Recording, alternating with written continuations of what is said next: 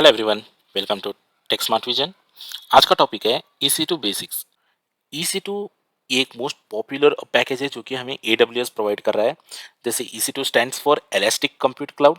इसको हम लोग infrastructure as a service run करते हैं। ये बस पैकेज नहीं, इसके साथ साथ और भी हमें बहुत सारे फीचर्स मिल जाते हैं। जैसे कि हम लोग यहाँ पर EC2 पे वर्चुअल मशीन्स को रेंट कर सकते हैं। EBS पे डेटा स्टोरेज के लिए वर्चुअल ड्राइव्स क्रिएट कर सकते हैं। और मशीन्स का लोड डिस्ट्रीब्यूट करने के लिए हमें यहाँ पर ELB मिल जाता है। और फिर जो भी सर्विसेज है तो उसको ऑटो स्केलिंग करने के लिए ESG हमें यहाँ पर मिल जाता है। बेसिकली EC2 हमको फंडामेंटली लाइक क्लाउड कैसा वर्क करता है एंड फिर क्लाउड हम लोग कैसे यूटिलाइज कर सकते हैं, इसका हमें कंप्लीट अंडरस्टैंड यहाँ पर प्रोवाइड करता है।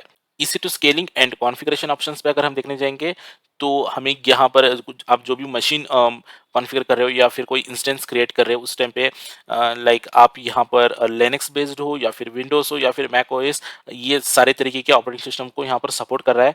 तो हम यहाँ पर इसको setup like as per our requirement के हिसाब से हम यहाँ पर चूज़ कर सकते हैं। जैसे कि उसके साथ साथ कंप्यूट पावर कितना रहेगा, क्या कोर हम यूज़ कर रहे हैं, और फिर कितना रैम हमको यूटिलाइज हो सकता है एंड ये सब हम खुद डिसाइड करके यहाँ पर सेटअप कर सकते हैं। अगर हम यहाँ पर बात करेंगे स्टोरेज की, तो यहाँ पर स्टोरेज पे हम लोगों को EBS एंड EFS मिल जाता है जो कि नेटवर्क अटैच रहता है, जो भी हम लोग यहाँ पर डेटा स्टोरेज के लिए यूज़ कर सकते हैं। या फिर अगर हार्डवेयर की बात करेंगे यहाँ पर तो EC2 इंस्टेंस स्टोर से हम लोग यहाँ पर सेटअप कर सकते हैं। तो ये सब हम लोग आगे हमारे जो आने वाले टॉपिक से यहाँ पर हम लोग देखेंगे। एंड फिर नेटवर्क की बात करेंगे तो नेटवर्क स्पीड क्या रहेगा एंड फिर जो भी पब्लिक आईपीस होंगे हम लोग यहाँ पर किस तरीके से सेटअप कर सकते हैं यहाँ पर। इसके साथ साथ ही जो भी आप इंस्टेंस क्रिएट किए हो EC2 के साथ, तो उसके लिए firewall rules and security groups आप सेटअप कर सकते हो। हमारे मशीन्स को बूस्ट्रैप करने के लिए हमें क्या करना है, यहाँ पर EC2 user data script run करना है। ये बेसिकली बूस्ट्रैप होता है क्या है, ये बूस्ट्रैप एक ऐसा कमांड्स है जहाँ पर आप जब भी मशीन्स रन लाइक स्टार्ट करते हो उस टाइम पे आपको फर्स्ट टाइम पे रन करना पड़ता है। अगर हम बात करेंगे कि EC2 यूजर डेटा पे, it is possible to bootstrap our instances using EC2 user data script.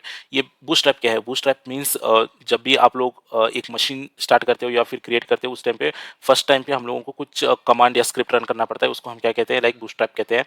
EC2 user data को हम लोग जो भी हमारे बूट टास्क रहते हैं इसको ऑटोमेट करने के लिए यूज़ करते हैं। जैसे कि अपडेट्स इंस्टॉल करने के लिए हो या फिर इंस्टॉलिंग कोई सॉफ्टवेयर को हम लोग इंस्टॉल करना हो या फिर कोई कॉमन फाइल्स हमको इंटरनेट से डाउनलोड करना हो, उस टाइम पे हम लोगों को हमको यूज़ आ जाता है। और ये जो भी डेटा स्क्रिप्ट रहता है ये हम लोग रूट यूज़र पे यूज़ करते हैं। ये जब भी आप रूट से यूज़ करते हो तो आपको sudo लगा के यहाँ पर स्क्रिप्ट को रन करना रहता है।